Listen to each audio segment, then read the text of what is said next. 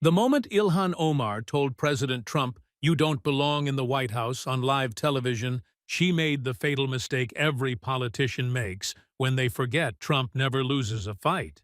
She challenged a master showman who'd been waiting years to bring receipts about her brother marriage, her campaign finance fraud, and her "some people did something" comments about 9/11.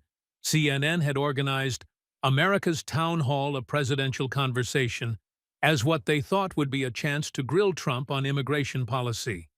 They'd invited Ilhan Omar as a diverse voice to challenge him, expecting her to land viral sound bites about racism and xenophobia that would dominate the news cycle for days.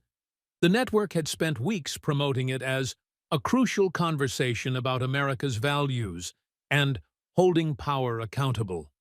They'd assembled their best fact-checkers, positioned them in a back room ready to defend Omar in real time. They'd positioned their cameras to capture every uncomfortable Trump moment, every dodge, every deflection they were certain he'd attempt.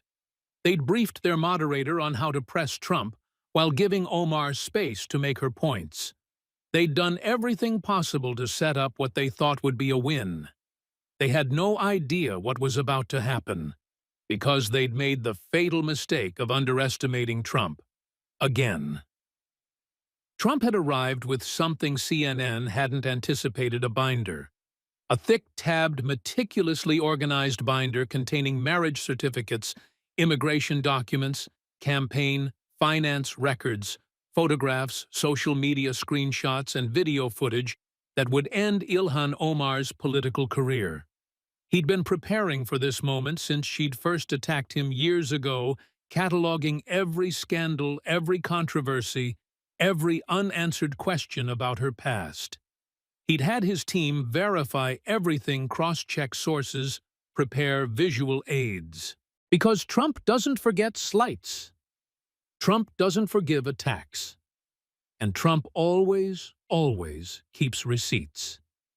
He'd learned that in the brutal world of New York real estate, where one mistake could cost you millions. He'd refined it through decades of dealing with hostile media. And now he was going to deploy it against someone who thought identity politics would protect her from accountability. What happened in the next 90 minutes would become the most watched political destruction in television history, rack up over 187 million views in 72 hours, and force a sitting member of Congress into early retirement within 2 weeks. If you've ever wanted to see what happens when Trump stops being presidential and goes full Queen Street Fighter on someone who attacked America, buckle up. And wait until he pulls out the marriage certificate at minute 47. Omar's face is priceless. The CNN studio in New York was packed with 400 people. The network had promoted this as a historic dialogue, and the response had been overwhelming. The audience was carefully balanced progressives supporting Omar Trump supporters and genuinely undecided voters who CNN hoped would be swayed against Trump. The set was designed for confrontation: 2 chairs angled toward each other, a moderator's desk between them, and screens positioned to display evidence. Jake Tapper had drawn the short straw as moderator. He sat at his desk, reviewing notes, looking like a man who knew he was about to referee a cage match with nuclear weapons. He'd moderated contentious debates before, but Trump versus a squad member. On live television, with no 7-second delay, this was going to be chaos. Backstage, the contrast was theatrical. Ilhan Omar's green room was a hive of anxiety masquerading as confidence. 6 staffers coordinating talking points, a crisis communications team preparing Islamophobia accusations for every possible attack, 2 attorneys reviewing what she could and couldn't say without legal consequences, and a media consultant practicing responses to the brother marriage allegations just in case. Omar herself sat reviewing note cards with responses to anticipated attacks, convinced that CNN would protect her and that crying racism would shut Trump down, as it had shut down so many others. Trump's green room was different. Just him, his binder, and a Diet Coke. No panicked staffers, no crisis team, no lawyers telling him what not to say. Just Trump being Trump, reviewing his ammunition one more time, practicing his timing on certain lines, and grinning at the thought of what he was about to do. He'd built a business empire in the cutthroat world of New York real estate. He'd won the presidency against every prediction. And now he was going to destroy a congresswoman who'd made the mistake of attacking him personally. 5 minutes, Mr. President, a production assistant called nervously. Trump stood, straightened his red tie, and headed for the stage with the confident stride of someone walking into his own boardroom. Ilhan Omar walked out first to applause from her section and respectful acknowledgement from others.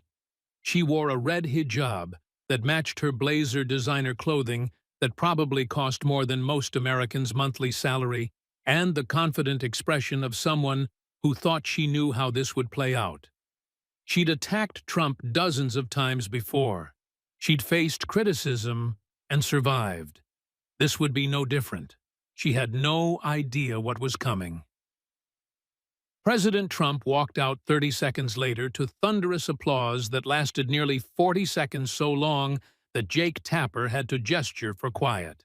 Trump wore his signature dark suit, white shirt, and red tie. He waved to the crowd, pointed at a few people he seemed to recognize, and settled into his chair with the casual confidence of someone who'd done this 1,000 times. He didn't look at Omar yet. That would come later.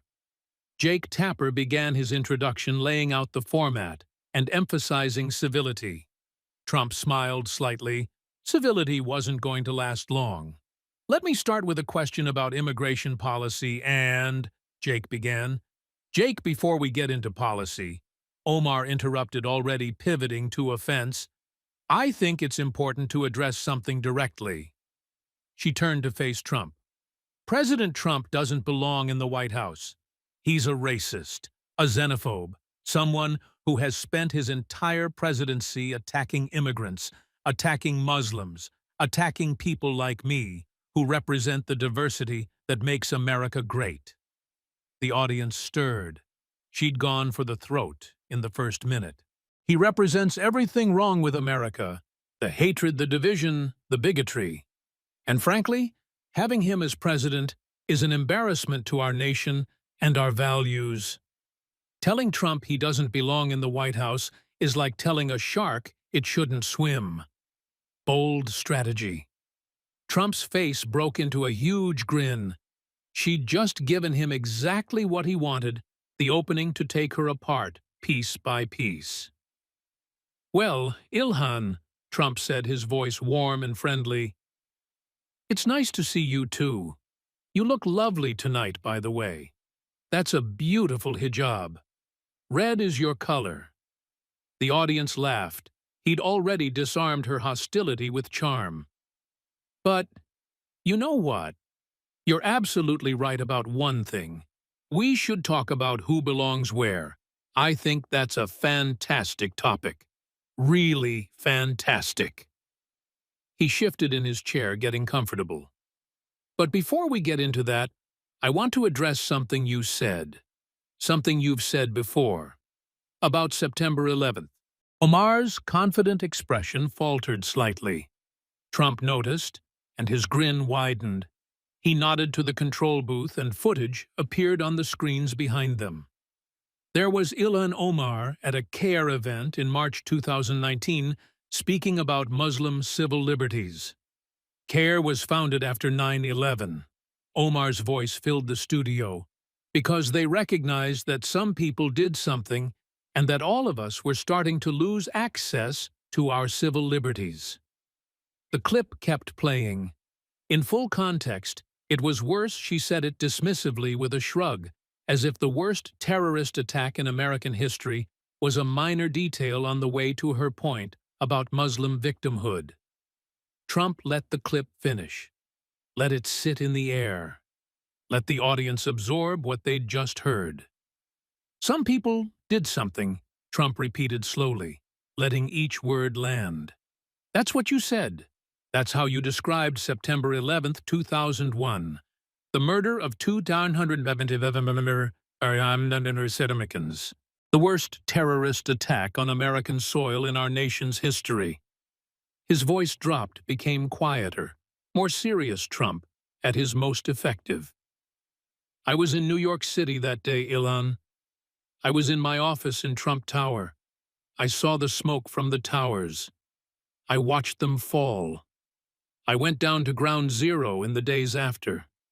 I saw the devastation, the twisted metal, the dust that covered everything, the missing person posters that families had put up everywhere, hoping against hope that their loved ones might still be alive.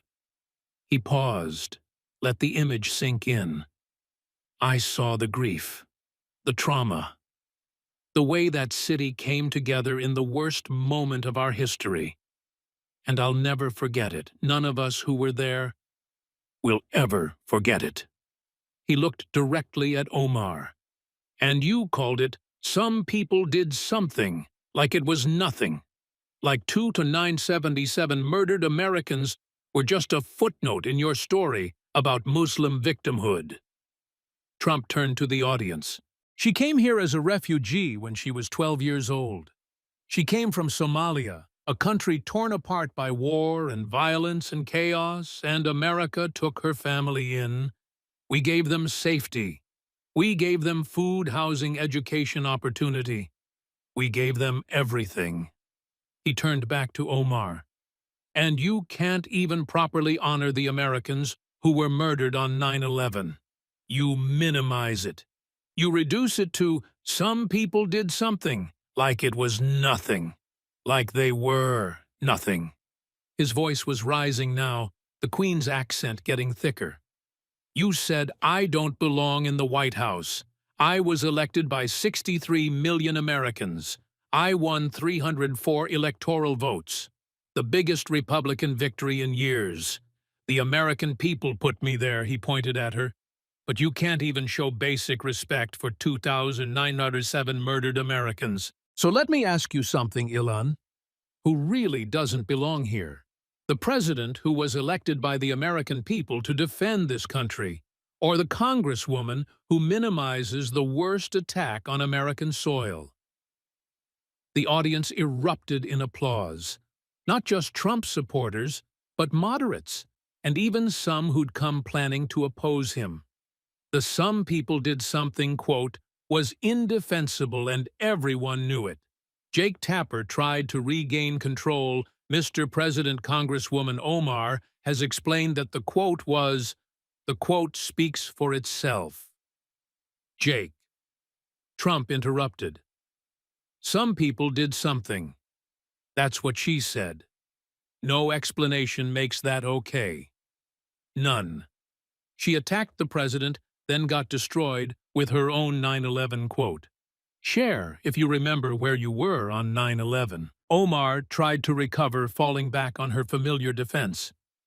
These attacks on me prove exactly what I've been saying about Islamophobia in We're Doing Phobias Now, Trump interrupted with a big smile. Great, love it. Let's talk about phobias. Specifically, let's talk about your problem with Jewish people. He reached down and pulled out a stack of printed papers from his binder, held them up for the cameras.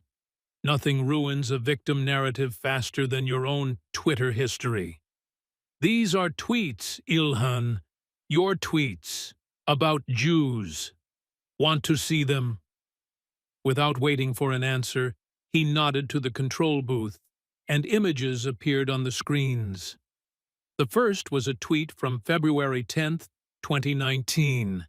It's all about the Benjamin's baby, with a musical note emoji responding to a question about political support for Israel. The second was older, from 2012. Israel has hypnotized the world. May Allah awaken the people and help them see the evil doings of Israel. Gaza, Palestine, Israel. Trump stood up, a dramatic move that made everyone pay attention, and walked closer to the screens, reading the tweets aloud. with perfect dramatic timing. It's all about the Benjamins' baby. That's what you said about Jews supporting Israel.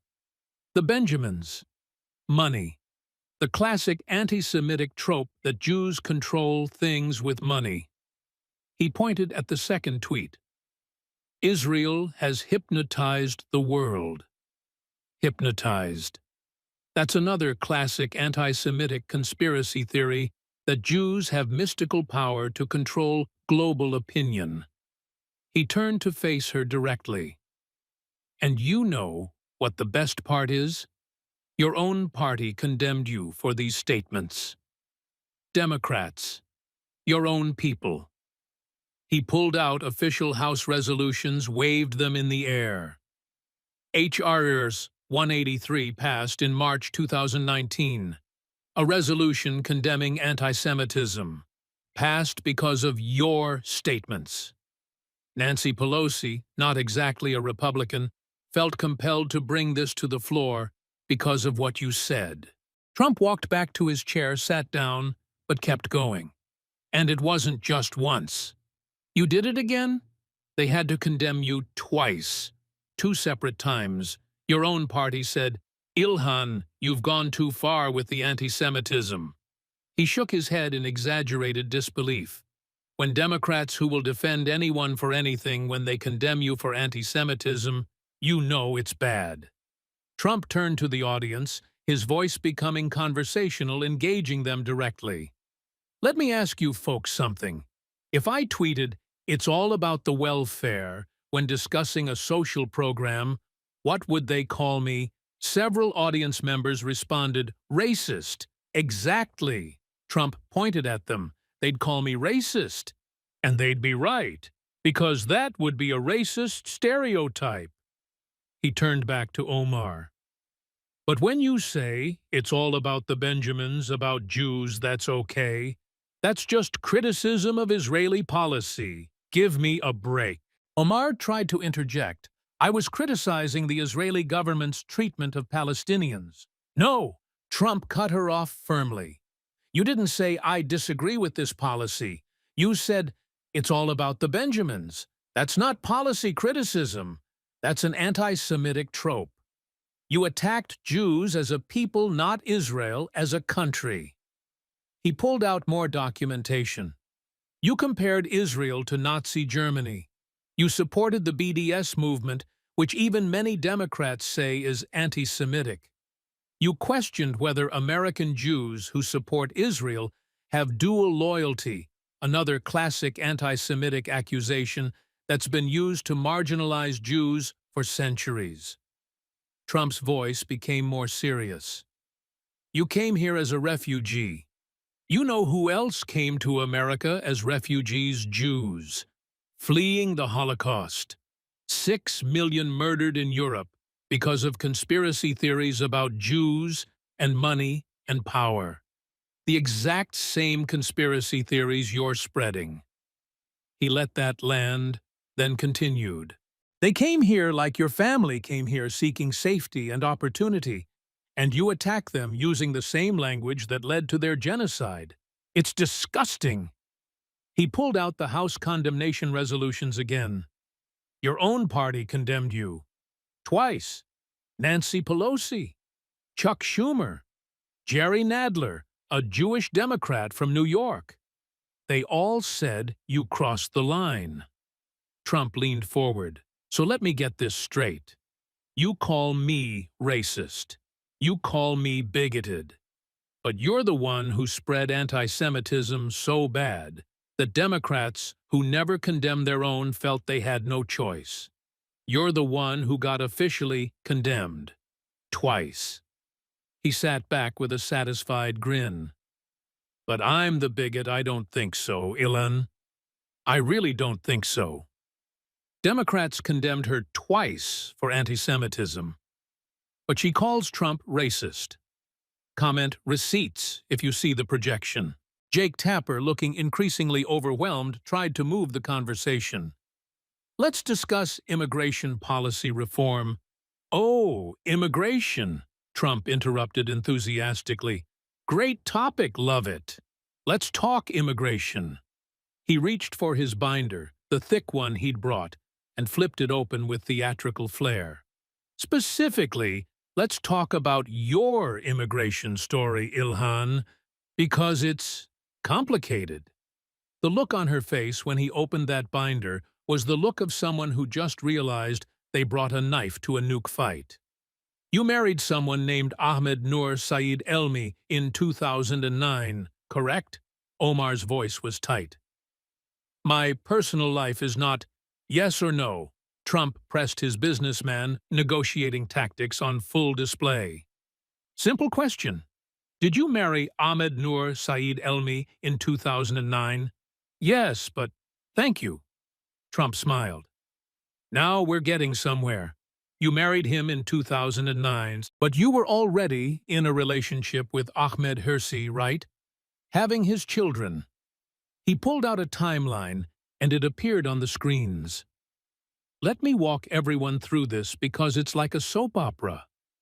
A really confusing soap opera. The timeline appeared in clear, easy-to-read format. 2002, religious marriage to Ahmed Hirsi, not legal. 2 children born 2008, separate from Hirsi. 2009, legal marriage to Ahmed Noor Saeed, Elmi 2011-2012, living with Hirsi again while legally married to Elmi. More children born with Hirsi 2017, divorce, Elmi can't locate him for proceedings. 2018, legal marriage to Hirsi 2019, divorce, Hirsi 2020, marriage to Tim Minette campaign consultant. Trump let the timeline speak for itself for a moment, then continued. 4 different men, multiple overlapping relationships. Your marriage history is more complicated than my real estate holdings, and that's saying something. The audience laughed, even some Omar supporters couldn't help it. But here's the interesting part. Ahmed Noor Saeed Elmi, your legal husband from 2009 to 2017. The guy you couldn't locate for your divorce. Where'd he go, Ilhan? Trump pulled out photos and displayed them on screen. These are photos that investigators found. You and Elmi as children in Somalia. Same family, same household. Look at these. The photos showed young Omar and Elmi in what appeared to be family settings. School records from Somalia, same parents listed, same household. More documents appeared. Social media posts from your family members before you had them delete everything calling Elmi your brother. Screenshots of old Facebook and Instagram posts, the relevant portions highlighted. Immigration documents with, well, let's call them irregularities. Birth date that matches your brother's birth date from other records. Trump looked directly at Omar. Multiple investigations by journalists, by Minnesota state agencies, by federal authorities have found evidence suggesting that Ahmed Noor Saeed Elmi is your brother. The audience gasped. Even though the allegations had been public for years, hearing a former president state them directly on live television was shocking. Now, Trump continued holding up his hands. I'm not saying this is true. I'm just saying people are saying it. Lots of people, very smart people, investigators, journalists. They're all saying you married your brother to commit immigration fraud, to get him into the country or give him citizenship status. Omar tried to respond, that's a disgusting racist conspiracy theory. Then prove it wrong, Trump shot back. That's all you have to do. Show us Ahmed Noor Saeed Elmi's birth certificate. Show us his immigration documents. Take a DNA test. If this is false, you have all the evidence to prove it. He gestured expansively. I've dealt with false accusations my whole life. In business, in politics, you name it. And you know what I do. I provide evidence, I sue people. I prove them wrong. It's easy when you have the truth on your side. He pointed at her. But you won't release anything. No documents, no records, no DNA test. Why? If this is a racist conspiracy theory, if it's false, prove it. You're a member of Congress.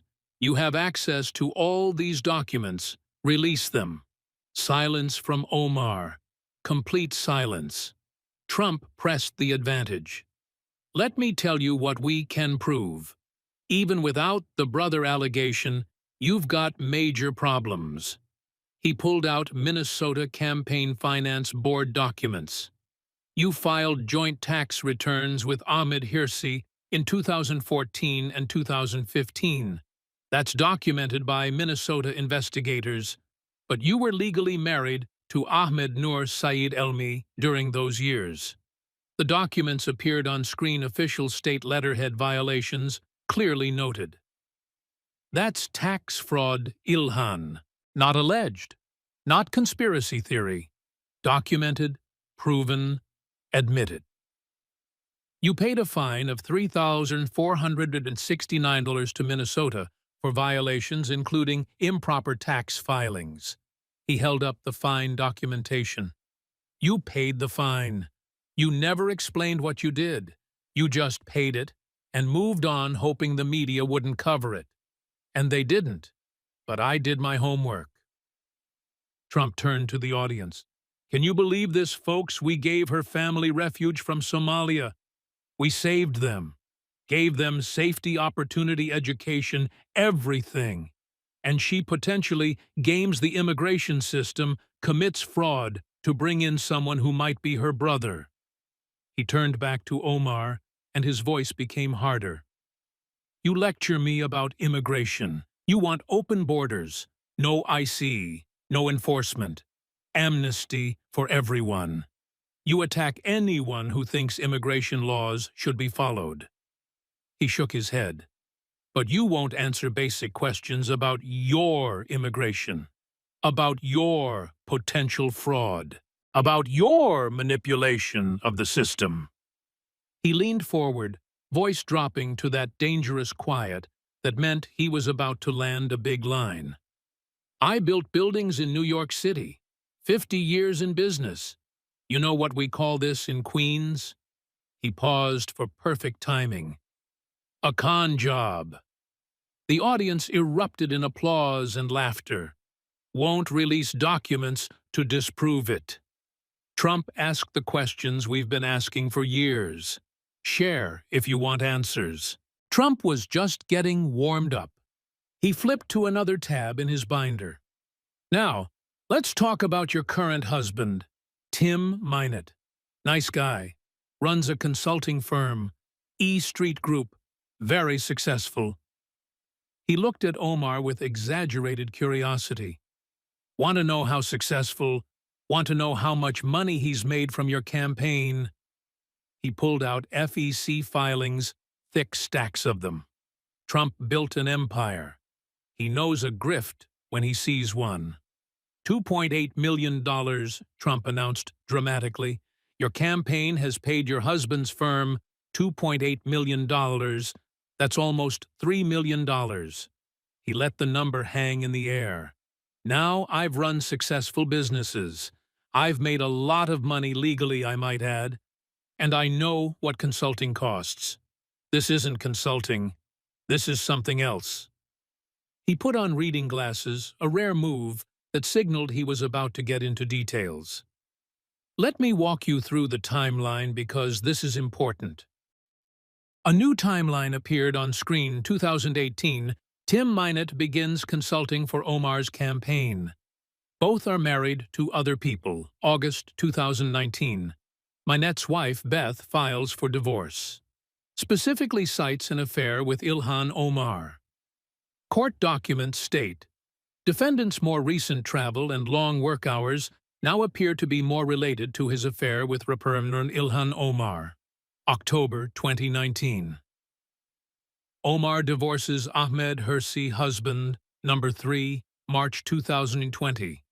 Omar marries Tim Minot, 2020-2024. E Street Group receives $2.8 million from Omar's campaign. Trump took off his glasses and looked at the audience. So let me get this straight. She hires a consultant, starts an affair with him while they're both married. His wife finds out files for divorce, specifically names Ilhan in the court papers. Then Ilhan divorces her husband. Then she marries her consultant. Then she pays his firm $2.8 million. He shook his head. I've been in business for 50 years. I've seen a lot of things, but this is bold. He pulled up the detailed FEC filings. Let's look at what she paid him for. Travel expenses, $780,000. That's a lot of travel. He read dramatically from the documents. Consulting fees, $1.2 million. What consulting? What did he consult on? He flipped through more pages. Media production, $650,000. Fundraising consulting, $420,000. Strategy fees, $380,000. Trump looked up. I've hired consultants. I know what they cost. This is not market rate. This is a family business funded by campaign donations. He pulled out another document. And here's the kicker. Minnesota investigated this too. They found you used campaign funds for personal expenses. You paid the largest fine for a House member at that time.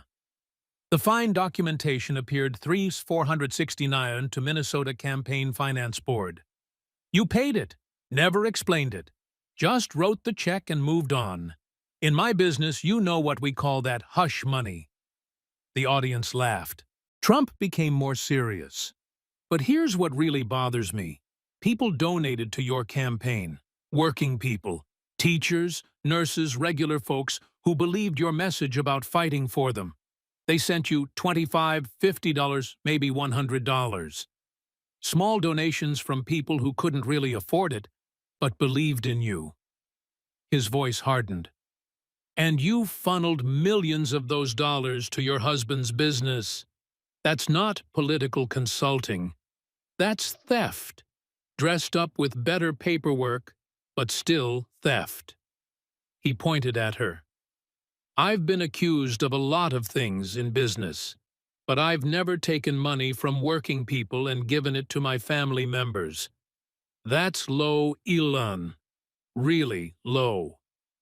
Trump sat back in his chair. You call me corrupt. You attack my businesses. Please, I built a real estate empire. You built a family grift funded by campaign donations. There's a difference. 2 point to husband's firm. Caught having affair. Still paid him millions. Comment, grift, if you see it. Omar was visibly shaken now, but tried to pivot. My foreign policy positions support peace. Let's talk about your foreign policy positions, Trump interrupted enthusiastically, especially your views on terrorism, and why you make air quotes when you talk about Al-Qaeda. He queued up video footage. Trump survived in Queens by knowing who his enemies were. He knows one when he sees one. The video played Ilhan Omar in an interview discussing her college experience in a terrorism class. As she mentioned the professor talking about Al-Qaeda and Hezbollah, she physically made air quotes with her fingers multiple times while describing terrorism as when victims of Western imperialism decided to do something. Trump let the entire clip play, said nothing. Just let America watch her make air quotes about terrorist organizations that had murdered thousands of Americans. When it finished, Trump turned to her. Air quotes. You made air quotes when saying Al-Qaeda and Hezbollah. Like they're not real. Like terrorism is just made up by the West. His voice became harder. Al-Qaeda killed 907 Americans on September 11, 2001. They bombed our embassies in Kenya and Tanzania, killing hundreds. They attacked the USS Cole, killing 17 American sailors. And you make air quotes about them. He stood up again. Hezbollah killed 241 United States Marines in the Beirut barracks bombing. They've killed hundreds of Americans over decades. They're designated as a terrorist organization by our government. And you make air quotes. Trump turned to the audience. I was in New York on 9/11. I saw what Al-Qaeda did. There are no air quotes about it. It was real. The deaths were real. The terrorism was real. He turned back to Omar. But you describe it as victims of Western imperialism deciding to do something. That's not analysis. That's justification. You're excusing mass murder as a reasonable response to policy disagreements. Trump began ticking off points on his fingers. You minimized 9/11 as some people did something. You made air quotes for Al-Qaeda and Hezbollah. You compared the United States to the Taliban and Hamas in a CNN interview. You consistently downplay Islamic terrorism. Every single time you're asked to condemn it, you add a but about American policy. He pulled up more footage Omar's trip to Somalia in 2022.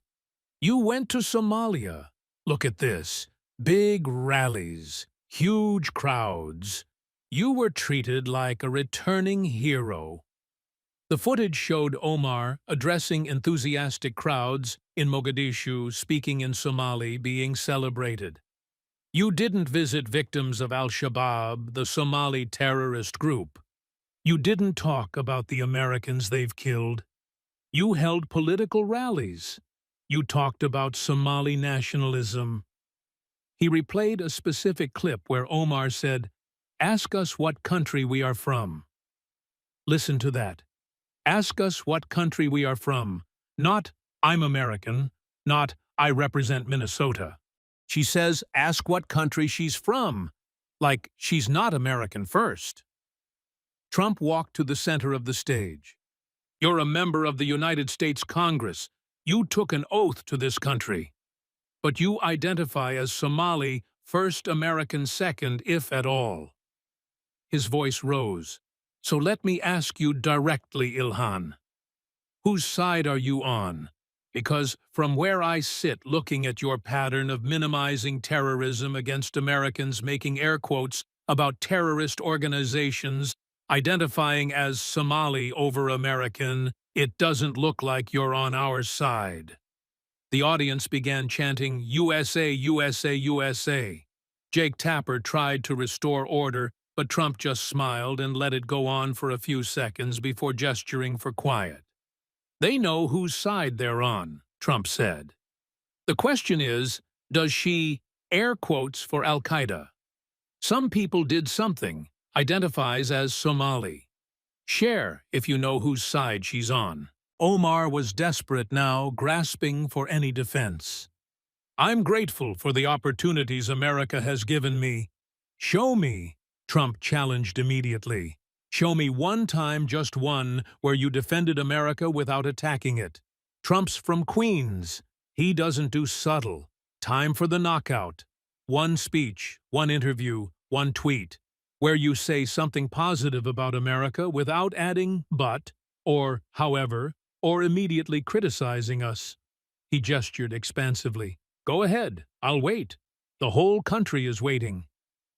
Omar opened her mouth, clearly searching her memory, but couldn't come up with anything. Trump let the silence stretch uncomfortably long, then turned to the audience. She can't do it, folks. She literally cannot name one time she's defended America without attacking it. He nodded to the control booth, and a compilation video began playing. America was founded on genocide. America is not the moral leader of the world. American imperialism. America is an empire built on stolen land. Clip after clip, quote after quote, all of Omar attacking America. Her voice, her words, her consistent pattern of hostility. Trump let it play for a full minute, then had them cut it off. And that's just a sample. I could show you hours of this. Her entire career is built on attacking America. Every speech, every interview, every policy position starts from the premise that America is fundamentally evil. He pulled up statistics on the screen. Let's compare Somalia to America, just so we're all clear on what she left versus what she came to. The numbers appeared: Somalia, GDP per capita, $447, life expectancy, 57 years, corruption ranking 172nd out of 180 countries, press freedom, near bottom globally, women's rights, severe restrictions, democracy ranking 167th out of 167 countries, America, GDP per capita, $76,000. Life expectancy, 78 years. Corruption ranking, 27th out of 180 countries. Press freedom, top 50. Women's rights. Among most protected globally. Democracy ranking, top 30. Trump gestured at the screen. She left a country torn apart by war, poverty, corruption, violence, and oppression. She came to a country with opportunity, freedom, prosperity, and protection. And she spends every single day attacking the country that saved her. He walked closer to Omar. Here's my question, Ilhan. If America is so terrible, if it's founded on genocide, if it's an evil empire, if it's fundamentally corrupt, why did you come here? He didn't wait for an answer. Why didn't your family seek refuge in Saudi Arabia, Egypt, Pakistan, Turkey? Any of the many Muslim-majority countries that would have taken you? He answered his own question. Because America is the best, that's why. Because despite all its flaws, America offers more opportunity, more freedom, more protection than anywhere else on earth. And you know it. That's why you came. That's why you stayed. Trump's voice became harder. But you can't admit it. You won't admit it. Because your entire political brand is built on attacking America, on presenting yourself as a victim of American oppression, while you collect a congressional salary and live better than 99% of people in Somalia ever could. He returned to his chair but stayed standing. You know what really bothers me? My family came here as immigrants. My grandfather came from Germany. Came here, worked hard, built a business. My father built on that. I built on that. We love America. We're grateful for the opportunities this country gave us. He pointed at her. You came here as a refugee with nothing. America gave you everything, and you show zero gratitude. None. You can't say one positive thing about this country without immediately attacking it. Trump paused, and the entire studio went quiet. Everyone knew something big was coming. I'm going to say something now, and CNN is going to lose their minds. The media is going to attack me. But I'm going to say it anyway, because it's what millions of Americans are thinking. He looked directly at Omar. If you hate America so much, if it's so terrible, so evil, so corrupt, then leave. The audience exploded, half in applause, half in gasps. Jake Tapper looked like he wanted to cut to commercial. Trump talked over the noise. I mean it. If America is as bad as you say it is, leave, go back to Somalia. Try being in Congress there. See how that works out for you. He waited for quiet, then continued more calmly. Or stay here, which you will, because you know America is the best country on earth, and be grateful. Show some appreciation. Defend the country that saved you. Love it. His voice became firm. Those are your options. Love it or leave it. But you don't get to stay here, cash congressional paychecks, enjoy all the benefits of American citizenship, and attack this country every single day.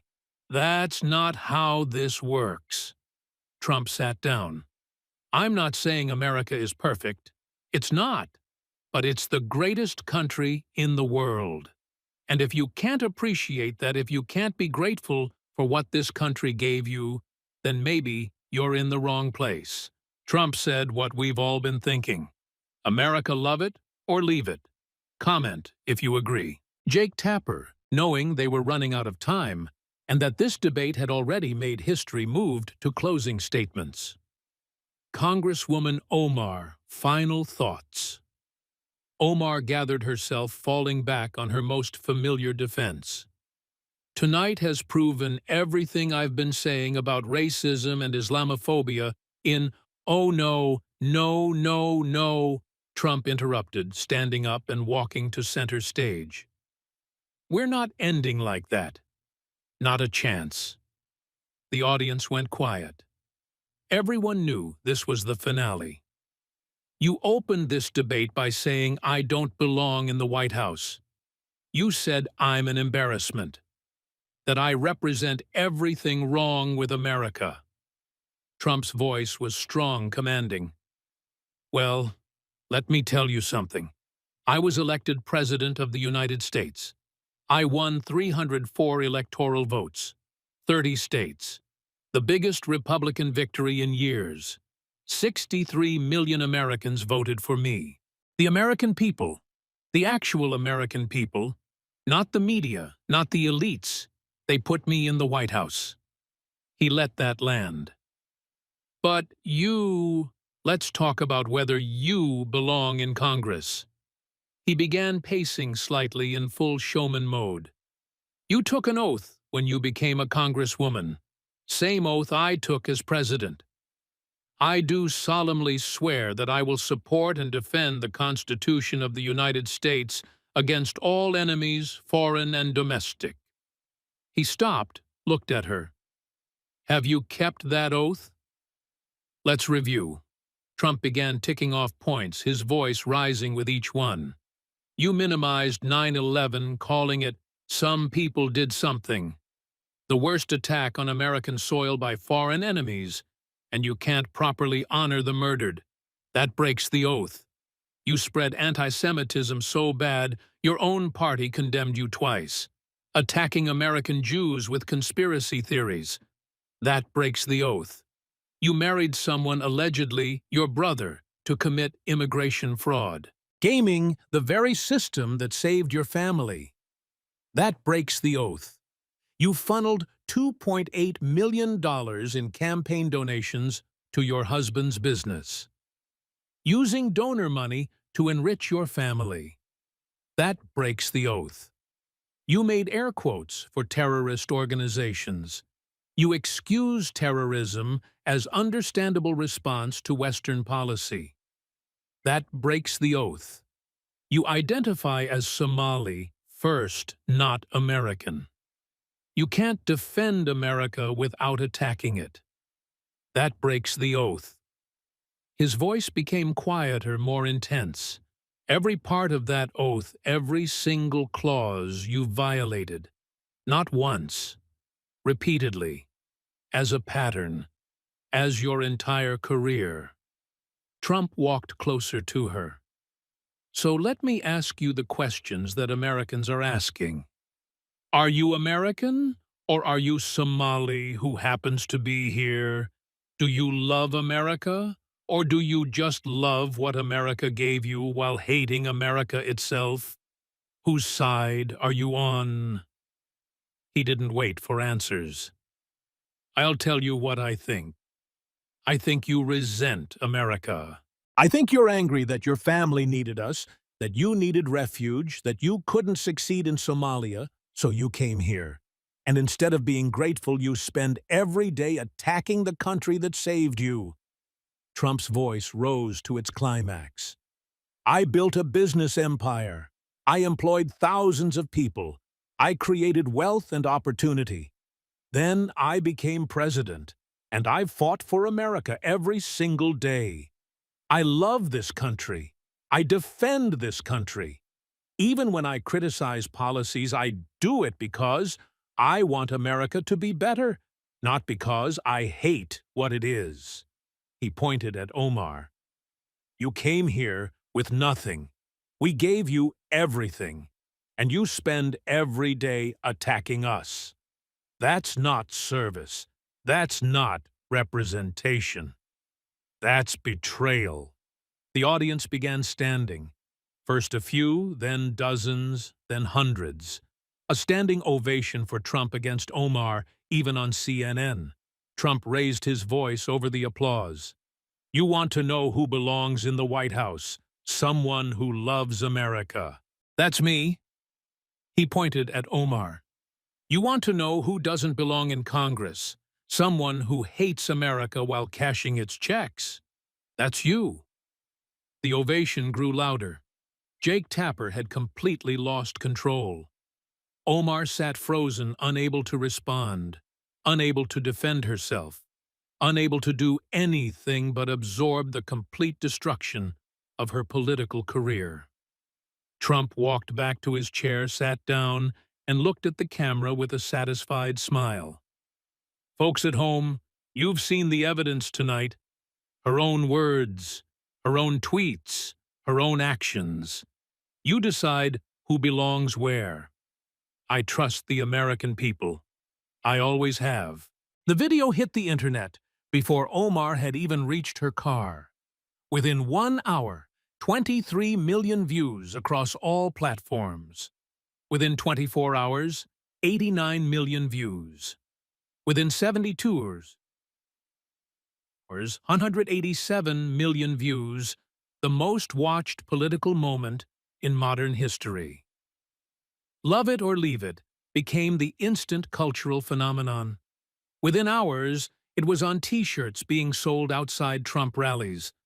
By the next day, it was trending globally on every social media platform. By the end of the week, it was a movement. At Trump rallies across the country, the chant changed. Instead of "lock her up," crowds now chanted "send her back" in reference to Omar.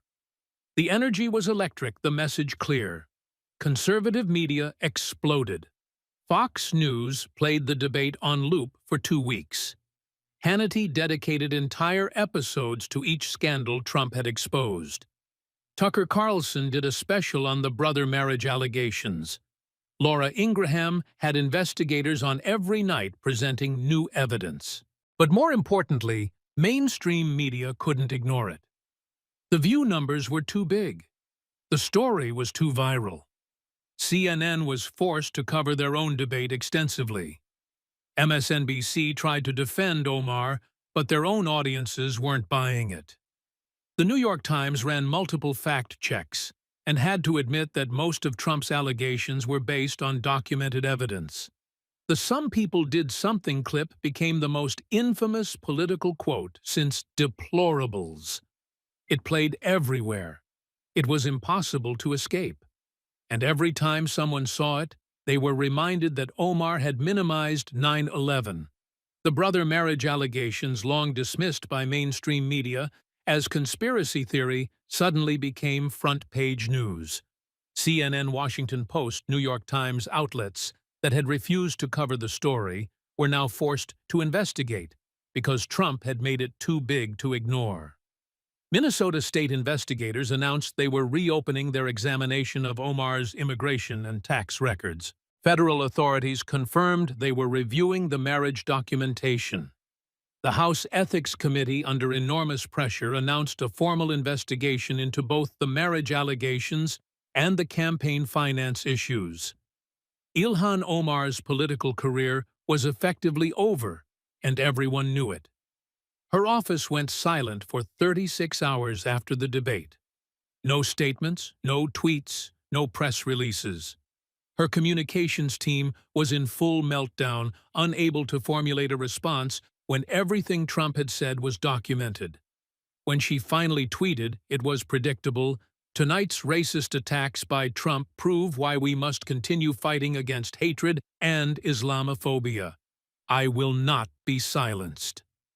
The response was brutal. Over 200,000 comments in 3 hours. He used your own words. Address the marriage allegations. Explain some people did something. Why won't you release the documents? 2.8 M to your husband. Explain. Whose side are you on? Love it or leave it? She got ratioed so severely that even Twitter's algorithm flagged it as unusual activity. The squad tried to defend her. AOC called the debate a racist attack on a Muslim woman. Rashida Tlaib said Trump had revealed his fascism, but their defenses rang hollow. Trump had used Omar's own words, her own tweets, her own documented actions. Crying racism didn't work when the evidence was undeniable. And significantly, many progressives stayed silent. Even Omar's usual defenders in media and politics couldn't bring themselves to defend "some people did something" or the anti-Semitic tweets. The evidence was too clear. Within 1 week, a primary challenger emerged in Minnesota's 5th District, a Somali-American military veteran who announced with a powerful video, "I served this country in uniform. I'm proud to be Somali-American. But I'm American first, and Minnesota deserves representation that loves this country." His first-week fundraising, $4. $7 million, nearly all from small donors. Polling in Omar's district showed her approval collapsing from 61% to 23% in 2 weeks.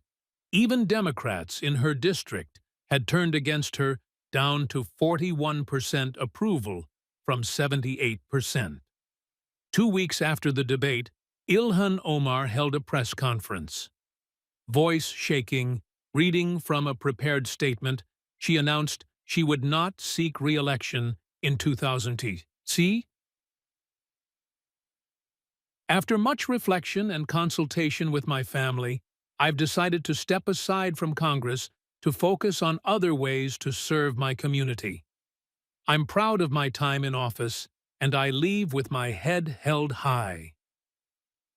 Everyone knew the truth. Trump had destroyed her career in 90 minutes.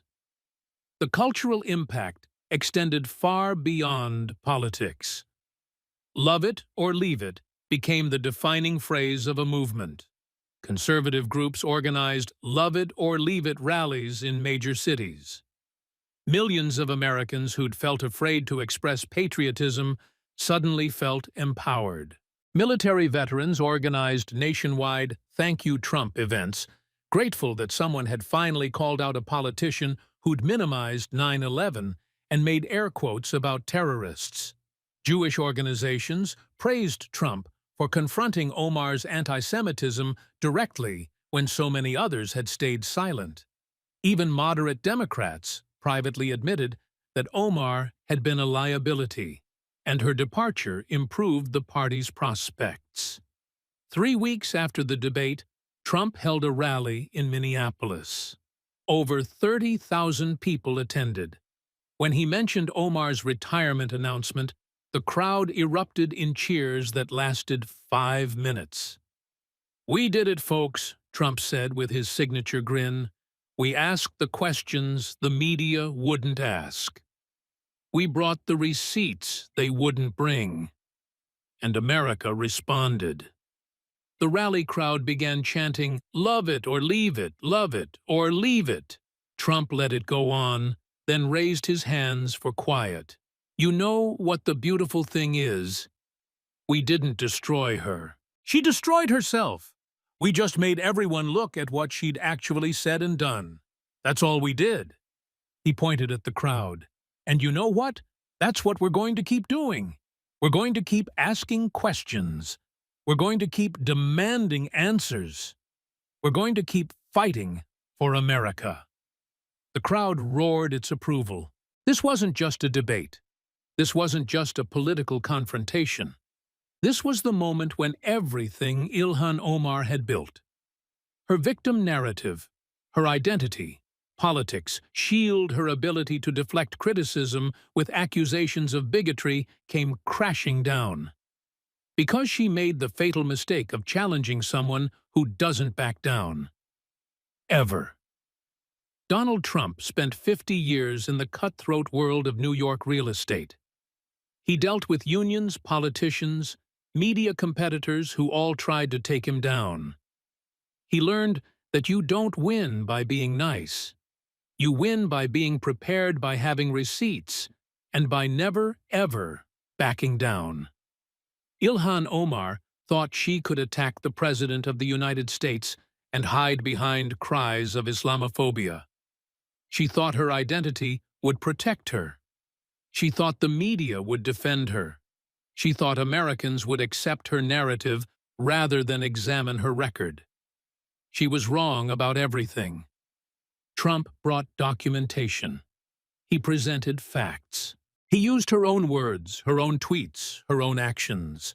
He didn't attack her identity, he attacked her record. And the difference is everything. When you call Trump a racist, he pulls out photos with Rosa Parks and Muhammad Ali. When you call him Islamophobic, he pulls out your anti-Semitic tweets and your own party's condemnations. When you question his right to be president, he reminds everyone that 63 million Americans voted for him, while you can't even properly honor 9/11 victims. That's the difference between a Queen's Street fighter and a politician who's never faced real accountability. Ilhan Omar came to America as a refugee and was given everything: safety, opportunity, education, power. And she showed contempt for the country that saved her. She minimized its murdered. She spread anti-Semitism. She potentially committed fraud. She enriched her family with donor money. She identified as Somali first. And when confronted with evidence of all of it, she had no defense except to cry racism. But Americans aren't stupid. They can see the difference between legitimate criticism and baseless attacks. They can see the difference between defending your record and hiding behind your identity. They can tell when someone loves America and when someone resents it. Trump showed us all that you can fight back against false accusations of bigotry, that you can demand accountability without being intimidated, that you can use facts and evidence to defeat identity politics, that you can love America loudly and proudly without apologizing. And 187 million views later, America agreed. If you think America should be loved or left, share this story. Comment, love it or leave it. If you stand with Trump and against those who attack our country while enjoying its benefits, because the president said what needed saying. You don't get to hate America and represent America at the same time. The choice is simple: love it or leave it.